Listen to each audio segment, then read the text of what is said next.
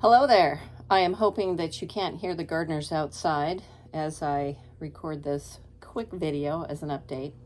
I got out of the hospital a couple of weeks ago, so it's been 4 weeks since my total hip replacement. And as you can see, when I stand up, standing up good, walking really well. You can, able to get my legs up and stand on one leg pretty well. That was my little marching band demonstration. But yeah, it went really well. So I will be back at work at Disneyland in about 6 more weeks, I think. Probably around first week of September. I shouldn't have any accommodations. By then, I'll be able to bend over and pick things up. I actually do it right now using what I like to call the golfer's bend. You've probably seen golfers do that, where one leg goes straight out behind them on the golf course as they pick up a ball. I've never really understood why they do that, except maybe their hamstrings are tight. Anyway, back at home, glad to be back at home. It's really hard to get any rest in a care facility, so let me just give you a rundown of how this all worked. I had planned to do this total hip replacement about 3 years ago, but things just didn't work out. You know, when you change jobs and you change insurance and you have to have wait times, and then there's FMLA. Do I get it? Do I not? How many weeks can I have? So going back to Disney, I decided to wait a full year because then I knew that I would be able to get 12 weeks, which would be the minimum recovery for a surgery like this. And then because I'm part-time, I didn't quite have enough hours for FMLA, which is fine, but I managed to get the 12 weeks. So how I scheduled it was I waited for that year to pass, talked to my managers, and then I set the date. And I knew that if I did it during summertime, which is the busiest time, it would probably be better for me. And then coming back in the fall, in the middle of the huge, big Halloween thing going on at Disneyland, it would probably be the best. So I ended up taking my medical leave 2 weeks early because my leg just simply went out of me. I could barely walk. Went out 2 weeks early, which was fine again, and worked with my managers about completing my probation when I came back. And the reason I was on probation is because I had transferred from the candy department. Oh, there's the gardeners again. Sorry if it's noisy.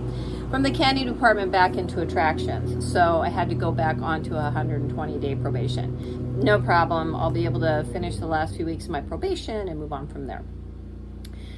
Got the surgery done, and here are some things that I didn't know. Now, anybody who knows me knows that I ask lots of questions.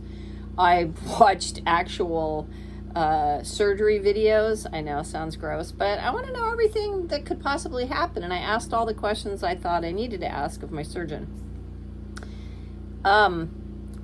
When I woke up from surgery, I did not know that my doctor was not going to be checking up on me. It was actually going to be the resident at the hospital I was at. So that was a little off-putting. Didn't make me feel less confident, but it just was a little off-putting. So that would have been nice to know. The staff was pretty good. There were a couple of nursing assistants that were a little questionable. I think they just, you know, how there's always somebody at work that just doesn't like their job very much. Or anyway, I dealt with them in as kind of way as possible, but let them know that they needed to step it up. The pain was managed really well, and I was in the hospital for 2 days and then transferred to a care facility. And what I mean by a care facility is a orthopedic rehabilitation center, and this particular place specializes in joint rehabilitation, but they also take people that are completely debilitated. And so I had physical therapy every day, at least once. I had occupational therapy. The nurses were really great about helping me manage my pain. And I was very clear with them about being a recovering alcoholic because I don't want to take really deep, heavy drugs, they make me feel like I'm waking up drunk, and that's a very disconcerting feeling. So they were really great about managing my pain using heavy doses of what I like to call industrial strength Tylenol. And sorry about my phone is tipping because I'm not using a tripod right now. Anyway, so I rarely used Norco, used heavy doses, the heavy industrial strength Tylenol as much as possible. The problem with being in a facility like that is you're not in a room by yourself. And the people I shared the room with, both people at different times, had the TV on almost 24/7. One of them had it on to game shows, and the other one had it on to Jerry Springer and Maury Povich. I didn't even think those people were still around. Maybe it was reruns. I don't know. But it was just mind-numbing. I wish I had had noise-canceling headphones. So note to self. While I never plan to have another hip replaced, I will definitely be wearing noise-canceling headphones. So the nurses were very helpful with that, though. They helped in talking to the other patients, letting them know that like they need to keep the volume down and turn the TV off by 10, that kind of thing. So they were really helpful. It's really important when you're in that kind of situation to advocate for yourself. And if you're super shy or introverted, then you need to have your family help you, but you also need to do it without turning into a Karen. And this is why. You are at the nurse's, I don't know what the word is I know you could probably think of a, post car wreck / stroke brain. I can't always think of the right words. But if the nurses like you, they will do everything for you. If they don't like you, they won't. And case in point, the person that was in the room with me during the last couple of weeks was very Karen-ish, and they did not like her, albeit she was a 90-year-old woman. Give her some deference, but she just was not a very nice person. I, on the other hand, did everything I could to be as positive and nice to the nurses, giving them heads up about my pain. The food's going to be what it is. I didn't complain about it. I ate what I could. They were really nice about asking me when they saw food left on my plate, do you need something different? So being cordial to them is going to help them be cordial to you. And I think that goes without saying for anybody in the service industry. Even though I consider nurses to be on the professional side, they're still in the service industry, and they're doing their best. Just like my minimum wage job at Disneyland, I'm doing my best. So when people are cordial to me, it's easier for me to be cordial back, although I'm always nice to guests, even when they Karen me back. I guess that's a verb now. Anyway, other tips I would give you is don't watch videos by other people that have had hip replacements. Now, I know you're watching a video by someone who's had a hip replacement, so I don't want to contradict myself, but I'm not going to sit there and tell you what exercises to do and what exercises to do before or after. That's for you and your physical therapy office, doctor, whatever, to decide. That is not for me to help you decide. I'm not going to show you any of the exercises I've been doing or that were prescribed to me. That's not appropriate. But I will tell you that just ask as many questions as you can think of. If you can stomach it, watch the surgery. And the reason I say that is going into it, you're going to get a better understanding of the impact on your body. For me, for example, I was really glad that my doctor decided to do the posterior approach. Now, without showing you the scar, I will show you the area that he went into. Now, the anterior approach would be going in to the groin area right where the hip joint is. He went in this way. It's kind of a sickle-shaped scar. And instead of cutting through the tissue, he separated the tissue. So cutting any of that tissue, whether it's in the groin area or in the glute area, those are major muscles, especially in the glute area. So to have them cut, that's even a longer recovery time. So I was glad that he suggested the posterior approach, because I knew that the muscles were going to be separated as opposed to cut through as much as possible. And again, not an orthopedic surgeon, so maybe there's different ways to do the anterior approach. I don't know, but I was glad that that was the way that my doctor went about it. So what's ahead for me? I have Physical therapy I do at home. I'm supposed to be doing physical therapy at a physical therapy office. I have not gotten that set up yet. A lot of reasons, but you just have to stay on it. Don't assume that people are going to get things done for you. Stay on top of it. And like I said, if you're an introvert, if you're shy, have someone help you, because you need to get things done. You need to maybe get specialized equipment. If you need a walker, if you need one of these doohickeys. They're not going to give you one of these, so you need to order one. I got this off of Amazon. Will I ever use it again? Probably not, but you never know. I mean, I might use it for something.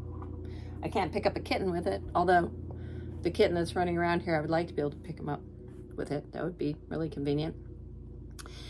So find out what kind of equipment you need. It might get frustrating if you ask the doctor's office. They will tell you, the hospital will get that set up for you. And then at the hospital, they'll say, oh, your physical therapist will get that set up for you. And so if you're like me and you like to have all your ducks in a row before you do something, you may have to be super patient and wait every stage of the game to get things set up.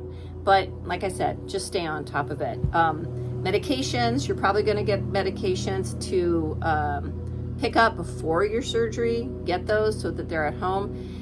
They also sent me home with all the medications that were prescribed to me for my stay in the care facility. Technically, I was supposed to stay in there for 6 weeks. And I said, no way in heck am I staying in here for 6 weeks. 3 weeks tops. So I basically negotiated with them. They knew that I had been a fitness professional. They knew that I lived with my son and was going to have help at home. They knew that I was not indigent. Some people in these facilities are, they don't have a place to go when they're done. But I have a home. So I was in a different place. So I needed to clarify that with them so they knew that, oh, okay, so she's going to go home. She's going to have her son to help her out. She's got it all set up at home. She lives in a first floor apartment. There are no big stairs, yada, yada. I think that the hardest part for me was the first week out of the hospital. And so I'm going to be super transparent here. It might gross people out, but I'm going to be super transparent. You are not going to be able to get out of bed yourself to go to the bathroom. At the most, you'll be able to have help maybe getting into a wheelchair where they can take you to the bathroom and then help you get up and sit down on the toilet. So you will probably have to have a commode next to you that they can help you get into to go to the bathroom. You will probably have to have a nurse help you clean yourself afterwards. You are probably going to have to wear Depends to bed because you're not going to be able to get out of bed in time if you have to go to the bathroom that badly. So you have to have complete humility in this experience. And that's where, even though they're nurses and they deal with this all the time, they're very respectful. And, the male nurses would ask me, do you want me to get a female nurse? And I'd be like, no, this is your job. It's fine. If it's uncomfortable for you, then get a female. I don't care. But they're there to help you. And there's nothing they haven't seen. They know that you're embarrassed by it. They know that your embarrassment is not really founded. But it's a feeling that you're going to have. It can be kind of humiliating too.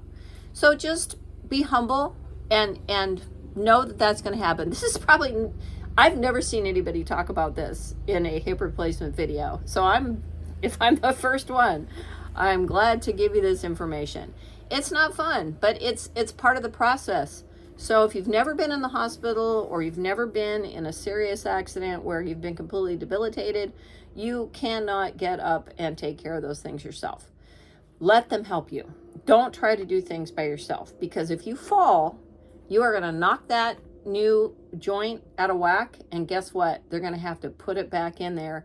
It may require another surgery, so be careful. Follow all the precautions they give you. Do everything they tell you. Do not skip steps.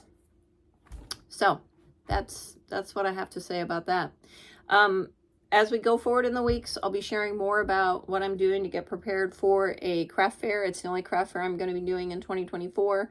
It is the Women's Club of Orange craft fair in Orange. I guess that's self-explanatory here in California. It's a great craft fair. If you live in the area, it's in the first weekend of October. Come out and see the cool stuff that people make. This is just one of the little bags I'm working on. And yes, I'm hand stitching because I feel really strongly about hand stitching. Yeah, so have a great day. Enjoy. If you are in good weather, enjoy the weather. If you are not in good weather, try to enjoy it anyway, because we have to accept what we're dealt every day and just make the best of it, right? And find the goodness in everything you see, even the people that can be annoying. I'd say 99% of the time you can find something positive about the people you meet. Have a great day, everybody, and we'll talk to you soon.